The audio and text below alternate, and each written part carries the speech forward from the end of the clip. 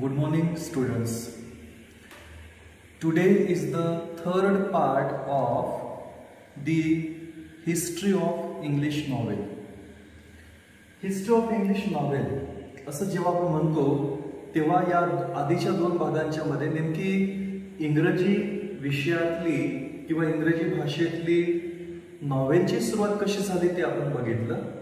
सुरुवातीचा त्याचा इतिहास काय होता, नंतर मग 18व्या शतकामध्ये जसं जसं इंडस्ट्रियलायझेशन झालं तसं तसं लोकांच्या ॲस्पायरेशन्स किंवा पुन्हा त्या ठिकाणी मिडल क्लास या नवीन वर्गाचा झालेला उदय, सोबतच मिळालेला एक नवीन वर्ग, वाचक वर्ग, आणि यामुळं लिखाणाला मिळालेली क्रिएटिव्हिटी, या सगळ्या गोष्टी खूप महत्त्वाच्या होत्या. याच दरम्यान नेमकं भारतामध्ये काय होत होतं ते सुद्धा बघणं खूप आवश्यक आहे. 20व्या शतकाच्या उंबरठ्यावरती आपण येऊन पोहोचलेलो. पुढे काय झालं की इन इंडियन सिनारिओ काय झालं, there is a very prominent writer for the Indian context, आणि त्यांचं नाव आहे Bankimchandra Chattopadhyay. Now who is this guy? Bankimchandra Chattopadhyay, he is a Bengali person and he is very versed, means a very talented person, wise person, and his first novel, that is Rajmohan's Wife, which is Rajmohan's Wife, is called the first Indian novel. Okay, first novel of any Indian. Okay, any Indian, written by any Indian in English language. And his particular novel, Rajmohan's Wife, it is afterwards serialized. म्हणजे एक प्रकारे त्याचं serial त्याची बनविण्यात आली, आणि म्हणजे त्याला एक तऱ्हेचं टेलिफिल्म किंवा पुन्हा आपण ज्याला म्हणूया की एक ऑडिओ व्हिडिओ एक त्याला क्रिएट करण्यात आला, आणि इट इज सिरियलाइज. आणि त्या सिरियलचं नाव होतं की जी फेमस झालेली होती as the Indian field. The Indian field ही जी सिरियल बेस्ड होती ती मुळामध्ये राजमोहन्स वाईफ या नॉवेलवर.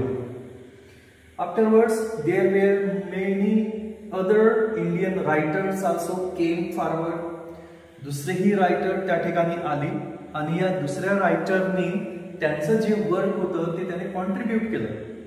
परंतु इंडियन कंटेक्स्ट जी होती त्या इंडियन कंटेक्स्टमध्ये मुळामध्ये जो एक सब्जेक्ट मॅटर आपण ज्याला म्हणतो किंवा त्यांच्या नॉवेलची विषय वस्तू जी होती ती होती त्या ठिकाणी सम नॅशनलिस्टिक व्हर्च्यूज, म्हणजे एक तऱ्हेचं एक राष्ट्रीयकृत किंवा आपण ज्याला म्हणूया की एक देशभक्ती, पेट्रोटिझम वगैरे सारख्या भावना, अशा सारख्या विषयांना त्याने घेतलेलं होतं.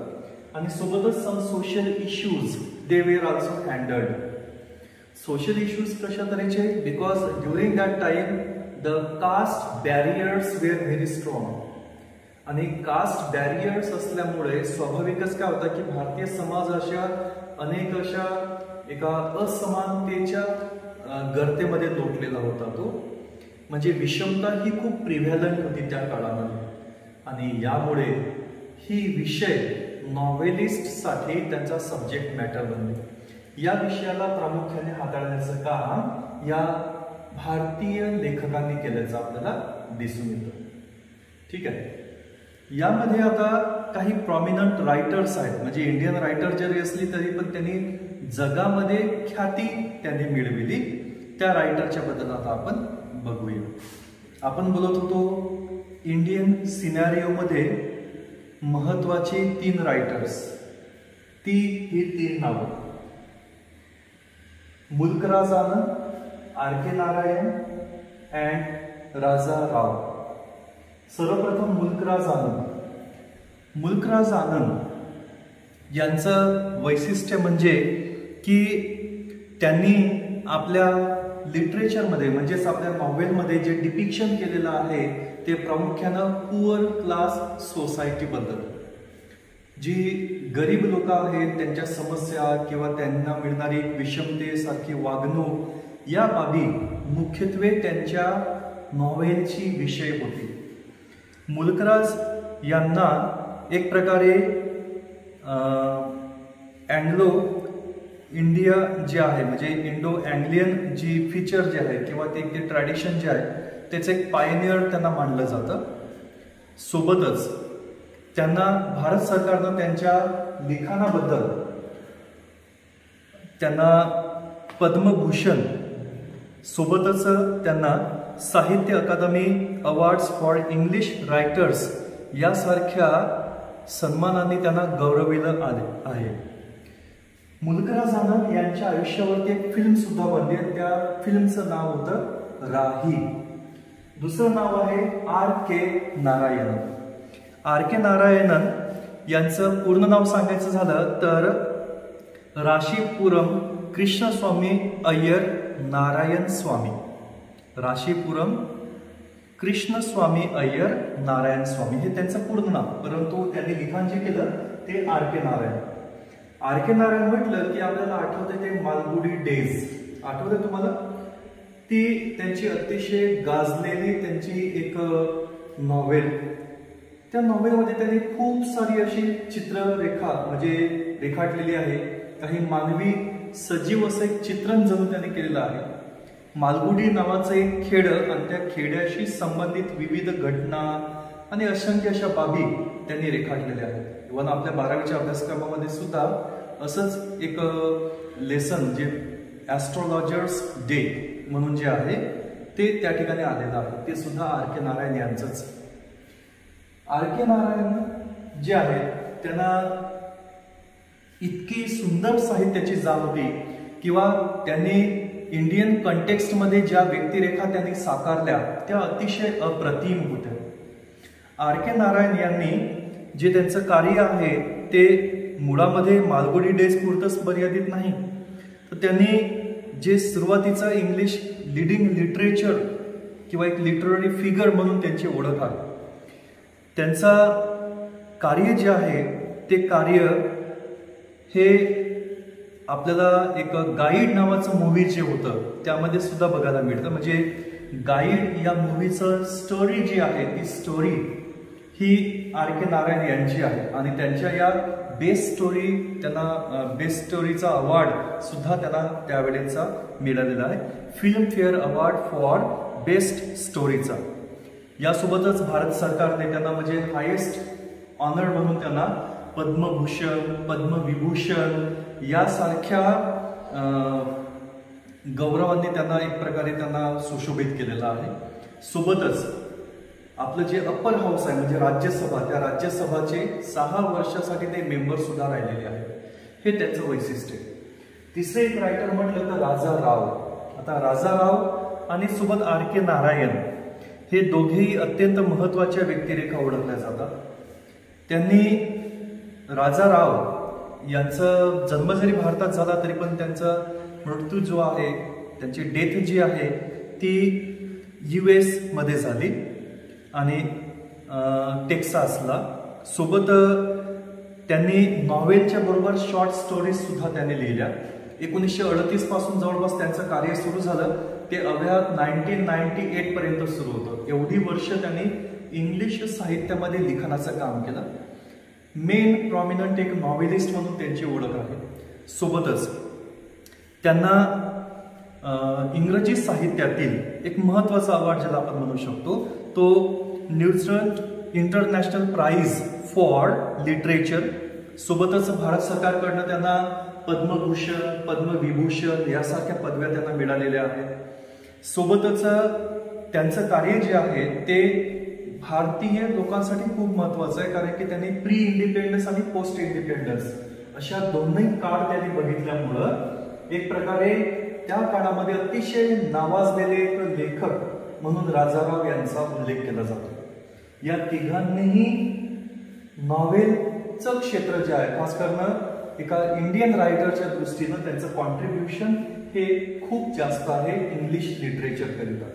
म्हणून या तिघांची नावं इंग्रजी साहित्यामध्ये अजरामर झालेली आहे. हे त्यांचं वैशिष्ट्य. यासोबतच काही इतरही रायटर आहेत. वुमेन रायटर सुद्धा त्यामध्ये आहेत.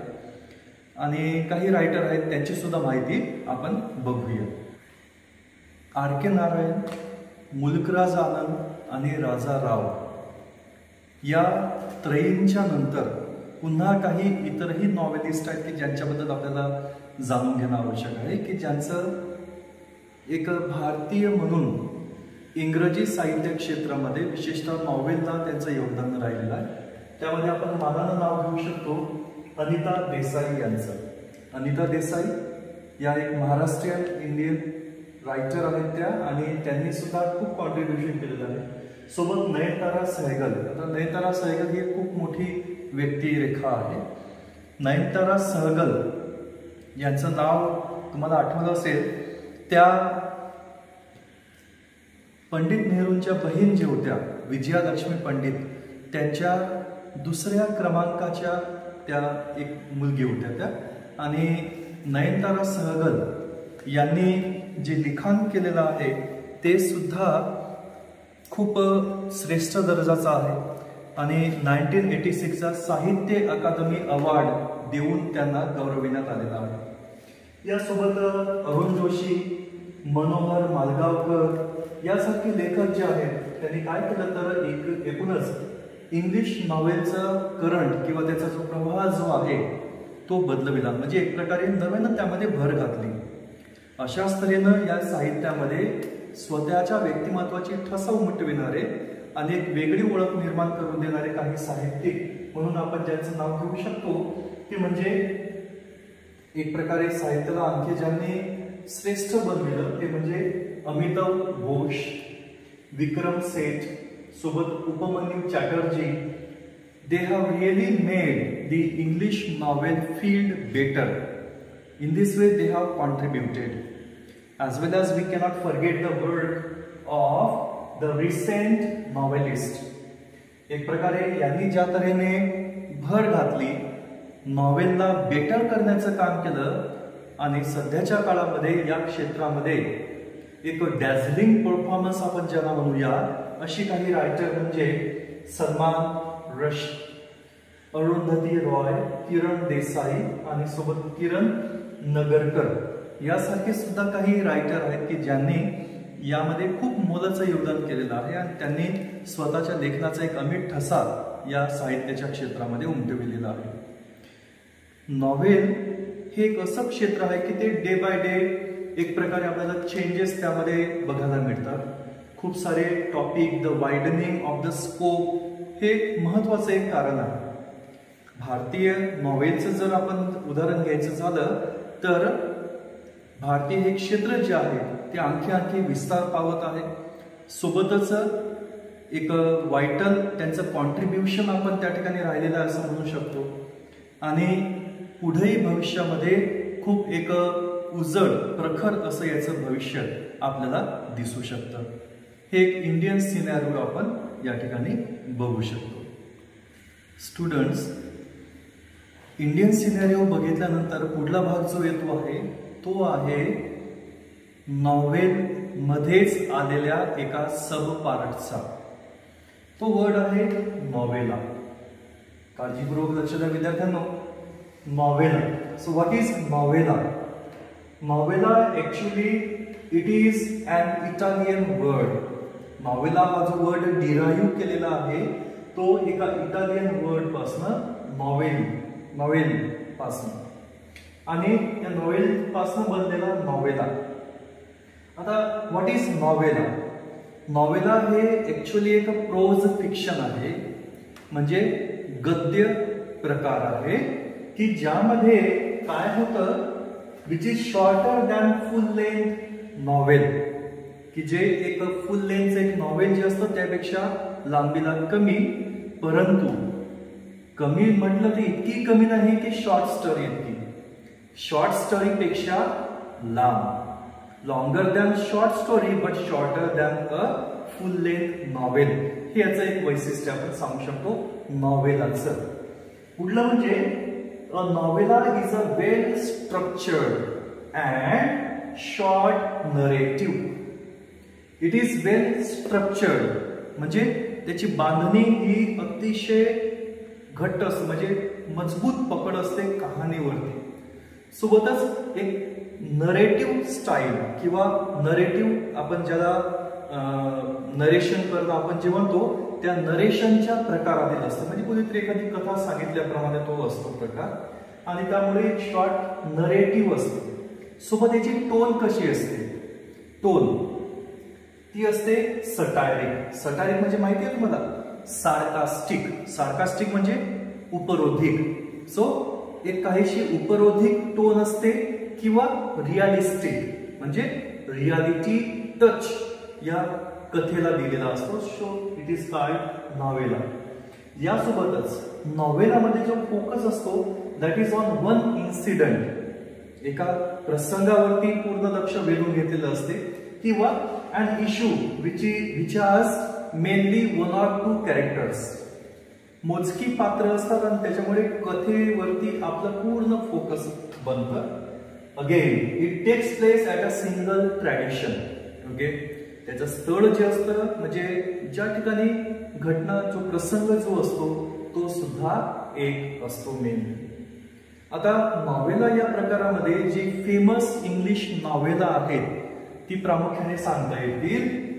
Heart of darkness which is written by Joseph Conrad. Heart of darkness.